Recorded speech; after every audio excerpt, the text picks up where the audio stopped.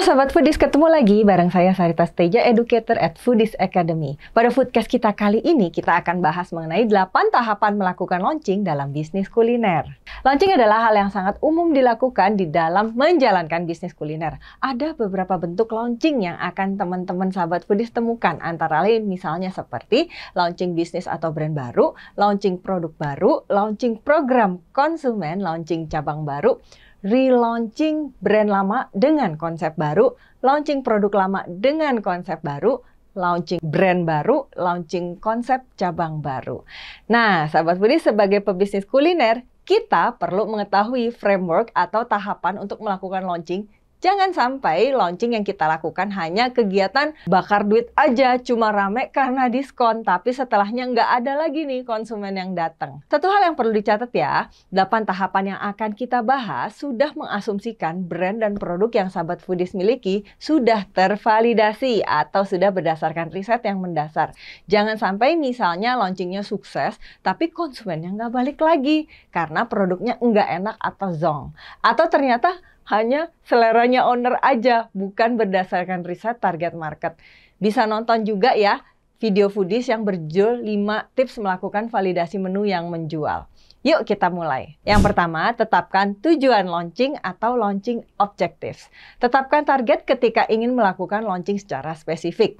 Ingat SMART ya, S-M-A-R-T, specific, measurable, achievable, realistic, dan time bound.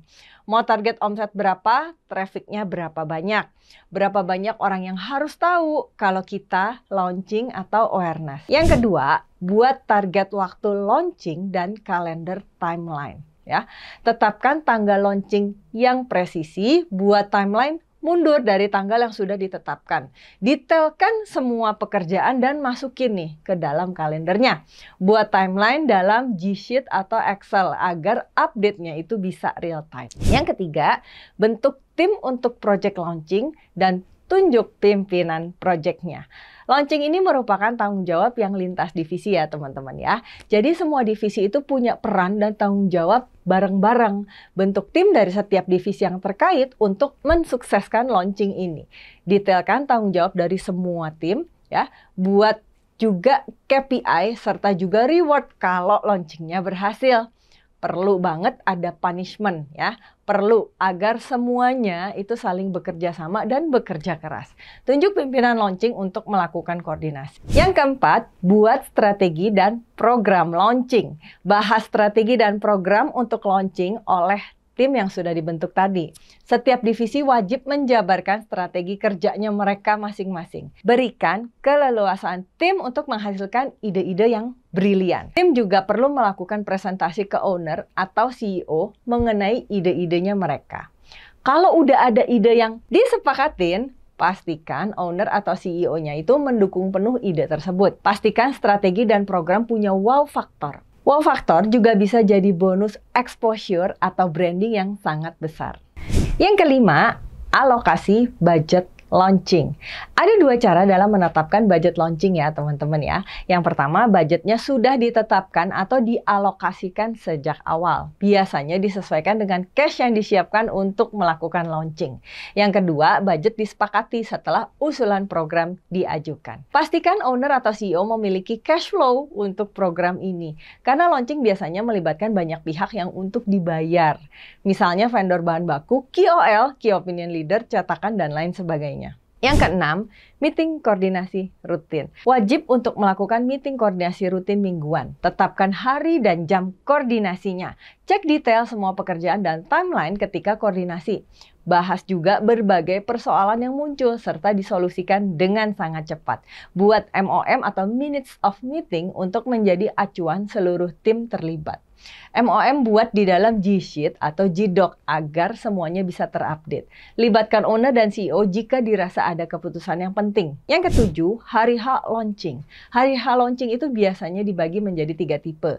Ada yang namanya trial launching, terbatas, tanpa kegiatan promo yang heboh, biasanya digunakan untuk ngetes nih kesiapan keseluruhan operational outlet. Yang selanjutnya ada juga soft launching, kegiatan promo terbatas. Dan biasanya di tahap ini trafficnya dibuat lebih tinggi daripada trial untuk ngelihat kesiapannya outlet.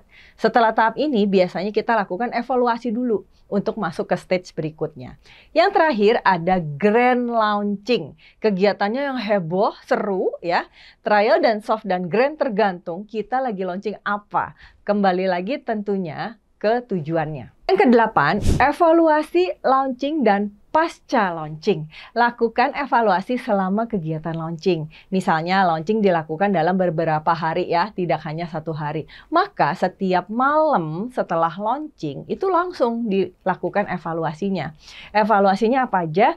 Evaluasi feedbacknya konsumen, atau ada problem apa di operasional, bagaimana target trafficnya tercapai atau enggak, dan lain sebagainya. Segera disolusikan kalau ada problem di lapangan untuk besoknya. Kalau launchingnya udah selesai penuh, nah lakukan juga evaluasi secara keseluruhan. Apakah target yang awal sudah ditetapkan itu tercapai sesuai harapan atau enggak? Evaluasi menyeluruh ini dari nilai persiapan ya, sampai selesai grand launching. Rayakan keberhasilan sebagai apresiasi kalau misalnya event launchingnya sukses. Evaluasi kembali juga kalau gagal memenuhi target. Nah sahabat foodies, itu tadi 8 tahapan melakukan launching dalam bisnis kuliner. Semoga bisa jadi acuan atau guideline buat teman-teman sahabat foodies dan sahabat UMKM dan UKM kuliner semua, dan semoga launchingnya bisa sukses. Sahabat foodies, terus tungguin ya video terbaru dari kami. Silakan di subscribe YouTube Foodies channelnya, dan jangan lupa untuk like, di komen, dan share video ini sebanyak-banyaknya agar makin banyak juga teman-teman di luar sana yang bisa dapat manfaatnya.